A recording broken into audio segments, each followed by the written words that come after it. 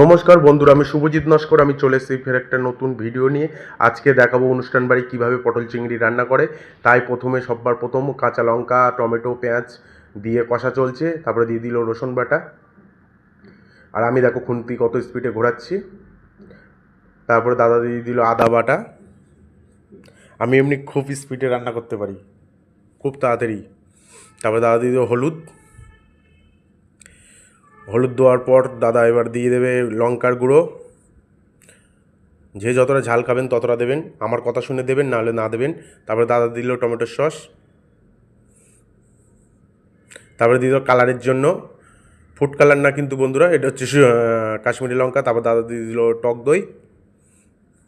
তারপরে দাদা ঢকঢক করে জল ঢেলে দিচ্ছে যাতে কড়ার তলাটা না ধরে যায় মশলাটা। এই যে লবণ দাদা দিয়ে দিল, টাটা লবণ।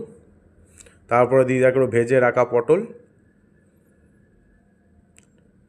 তারপরে আমি দাদার কাছে হ্যান্ডেলটা ধরিয়ে দিলাম যে তুমি ধরো হ্যান্ডেলটা, আমি একটু ভিডিও করি।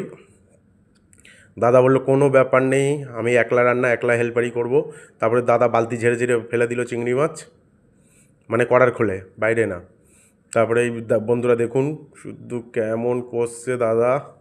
আমার এই পটল চিংড়ি দেখলে জিভে জল এসে যায়, কেন পটল চিংড়ি আমার সবচেয়ে ফেভারিট লাগে। অনুষ্ঠান বাড়ি গেলেই পটল চিংড়ি আমি এক গাদা খাই, মানে 3-4 বার চেয়ে নিই, মানে এত সুন্দর লাগে পটল চিংড়ি। দাদা একটু জল দিয়ে দিল, যাতে বলছে পটলটা রসগোল্লার মতো ফুলে উঠবে, তাই দিয়ে দিল ধনে গুঁড়ো। তারপরে জিরের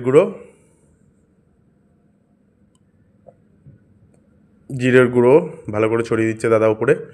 তারপরে আমাকে তুলে দিল, আমাকে বলছিল টেস্ট করে দেখতে। সত্যি কথা বন্ধু, আমি ওই শুধু ঝোল চেক করে আমি বুঝতে পারি না, আমার এক থালা লাগে। নমস্কার বন্ধুরা, ভালো লাগলে বলবেন। টাটা, বাই বাই, ভালো থেকো, সুস্থ।